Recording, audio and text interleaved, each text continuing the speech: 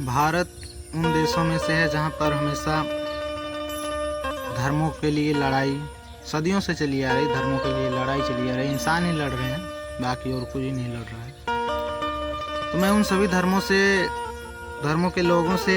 कहना चाहता हूँ कि धर्म में सभी अपने धर्म को बड़ा मानते हैं, ताकतवर मानते हैं, और अपने धर्मों में जितने भी देवी देवता, खुदा, ईश्वर, अल्लाह जो भी है, सबको ताकतवर, सब बोलते हैं कि हमारा ही धर्म अच्छा है और हमारे धर्म के ईश्वर भगवान जो भी हैं वही ताकतवर हैं और सबसे ज़्यादा ताकतवर है। ये सब अपने अपने धर्मों में सब अपना अपना ये दावा करते हैं कि मेरा धर्म, तो मेरा मानना है अगर ईश्वर, खुदा, अल्लाह, मतलब कोई भी हो, अगर जब वो लोग चारों धर्मों के भगवान अगर इतने ताकतवर हैं तो आपस में लड़कर क्यों सिद्ध नहीं करते कि हमारा धर्म श्रेष्ठ है और हम ही सबसे ताकतवर हैं, हमारा ही धर्म अच्छा है। अगर वही लड़के सिद्ध कर दें तो इंसान को लड़ने की क्या ज़रूरत है, लेकिन उन्होंने तो कभी लड़ा ही नहीं। इसका मतलब ये हुआ कि सबसे ज़्यादा मूर्ख जो है वो इंसान ही है,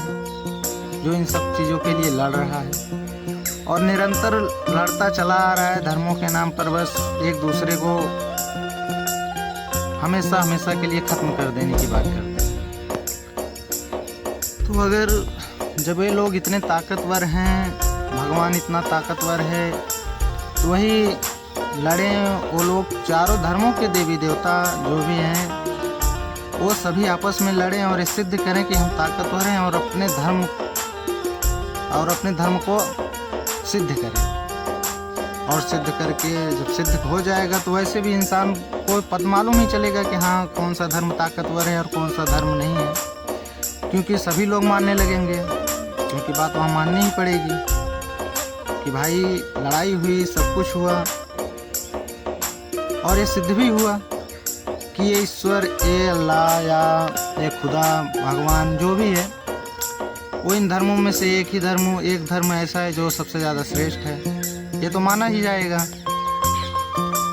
लेकिन बात यहाँ तक नहीं है, बात ये होती है कि कुछ लोग कहने लगेंगे कि नहीं, ये कलयुग है, कलयुग में कोई भगवान नहीं आएगा, कोई अवतार नहीं होगा, कोई जन्म नहीं होगा, क्योंकि ये कलयुग है। और मेरा मानना है कि कलयुग कुछ भी नहीं, इसके पहले भी ना कोई युग था, न कोई युग है, न कोई युग रहेगा। कलयुग एक ऐसा युग है जिसे हम कह सकते हैं कि विज्ञान का युग है। और विज्ञान का युग इसलिए है कि यहाँ पर इंसान तर्क और विज्ञान को ही मान्यता देगा, क्योंकि ये विज्ञान एक ऐसी चीज़ है जो इतने सदियों से चले आ रहे पाखंडों को और इतनी गहरी साजिशों से जो भी आज तक ये सब चली है, उन सबको वो साबित करना, सिद्ध करने की कोशिश करता है कि क्या सच है और क्या गलत है। तो इस युग में जब विज्ञान अपनी चरम सीमा पर होगा तो सारे पाखंड, सारी साजिशें खुद पे खुद खत्म हो जाएंगी। विज्ञान को भारत अगर मान्यता नहीं देगा तो भारत बहुत पीछे रह जाएगा, क्योंकि विज्ञान ही एक ऐसी चीज़ है जहाँ पर भारत तो अपने आप को आगे बढ़ा सकता है, अपने आप को ये साबित कर सकता है कि हाँ भारत में विज्ञान जैसी कोई चीज़ है। नहीं तो अगर भारत आज भी अगर इन पाखंडों में, इन सब चीज़ों में अगर पड़ा रहा, विज्ञान को मान्यता नहीं दिया, तो एक दिन भारत दीमक का घर बनकर रह जाएगा। दीमक का घर इसलिए क्योंकि अगर दीमक के घर पे अगर थोड़ी सी भी बारिश हुई तो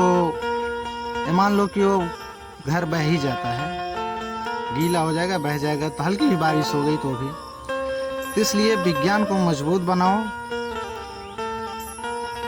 और इन पाखंड इन सब चीज़ों को दूर रखो। नहीं तो भारत वही मैं जो कह रहा हूँ कि दीमक का ही घर बनकर रह जाएगा,